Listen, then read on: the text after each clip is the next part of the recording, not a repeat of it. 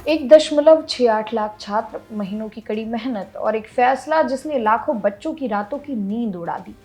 क्या CBSE board की री इवैल्यूएशन प्रक्रिया में गड़बड़ी हुई है? क्या महज एक हफ्ते का समय देकर लाखों छात्रों के भविष्य को दांव पर लगा दिया गया? ये सवाल हम नहीं बल्कि देश की सबसे बड़ी अदालत सुप्रीम कोर्ट कर रही है। सुप्रीम कोर्ट ने मामले की संवेदनशीलता को देखते हुए साफ शब्दों में कह दिया, यह छात्रों के करियर का सवाल है, इसमें लापरवाही बर्दाश्त नहीं की जाएगी। आखिर कोर्टरूम के भीतर सॉलिसिटर जनरल और याचिकाकर्ता के वकीलों के बीच क्या तीखी बहस हुई, आइए जानते हैं आज की इस वीडियो में। मामला जुड़ा है सीबीएसई बोर्ड परीक्षाओं के री इवैल्यूएशन और शिकायत निवारण से। सुनवाई की शुरुआत में ही देश के सॉलिसिटर जनरल ने सरकार और बोर्ड का पक्ष रखते हुए अदालत को बताया कि शिकायतों के निपटारे के लिए एक सदस्यीय समिति बनाई गई थी। इस ग्रीवांस पोर्टल पर लगभग 1,68,000 छात्रों ने अपनी शिकायतें दर्ज कराई थी।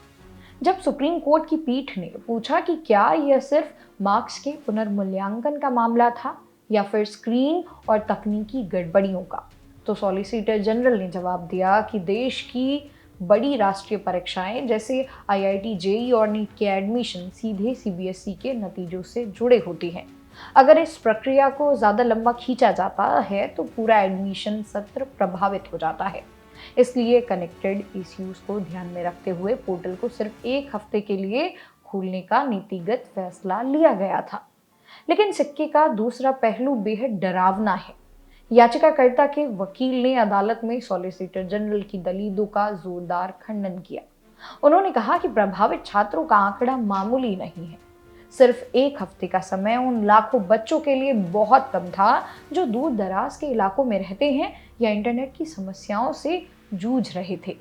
वकील ने सुप्रीम कोर्ट के सामने सबसे बड़ा दावा ये किया कि ऐसे दर्जनों छात्र उनके संपर्क में हैं जिन्होंने तय समय पर पोर्टल पर आवेदन किया था, फीस भी भरी थी, लेकिन आज तक न तो उन्हें उनकी आंसर शीट मिली है और न ही री इवैल्यूएशन पर कोई जवाब।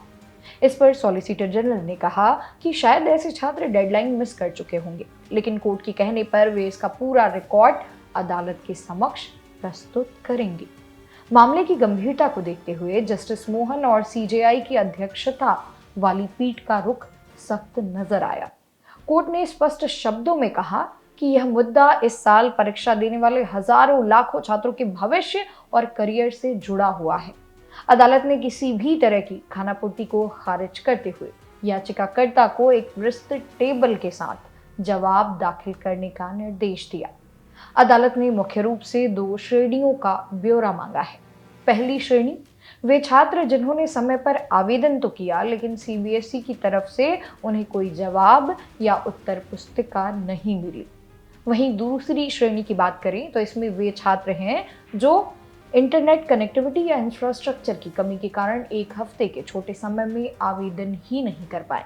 अदालत ने केंद्र सरकार, बोर्ड और सभी पक्षों को सोमवार तक अपना जवाब दाखिल करने का कड़ा अल्टीमेटम दिया है। सोमवार को सरकार और सीबीएसई अपना हलफनामा दायर करेंगे, जिसके तुरंत बाद मंगलवार को सुप्रीम कोर्ट इस मामले पर बड़ी और विस्तृत सुनवाई करेगा।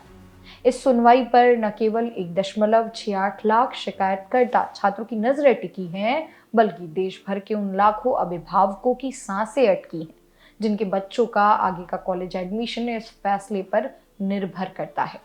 अगर सुप्रीम कोर्ट री इवैल्यूएशन का समय बढ़ाने या दोबारा पोर्टल खोलने का आदेश देता है तो हजारों छात्रों का साल बर्बाद होने से बच सकता है। लेकिन अगर फैसला बोर्ड के पक्ष में जाता है तो इन छात्रों के पास आगे क्या रास्ता बचेगा, ये एक बड़ा सवाल है। शिक्षा प्रणाली में पारदर्शिता और छात्रों का हक, इन दोनों के बीच की जंग अब देश की सबसे बड़ी अदालत में लड़ी जा रही है। क्या आपको लगता है कि सीबीएसई के छात्रों को रिवैल्यूएशन का और मौका मिलना चाहिए? अपनी राय कमेंट सेक्शन में ज़रूर बताएं। मंगलवार को आने वाले हर सुप्रीम कोर्ट अपडेट के लिए बने रहिएगा हमारे साथ। मेरा नाम है मोनाली पांडे। मिलते हैं अगली वीडियो।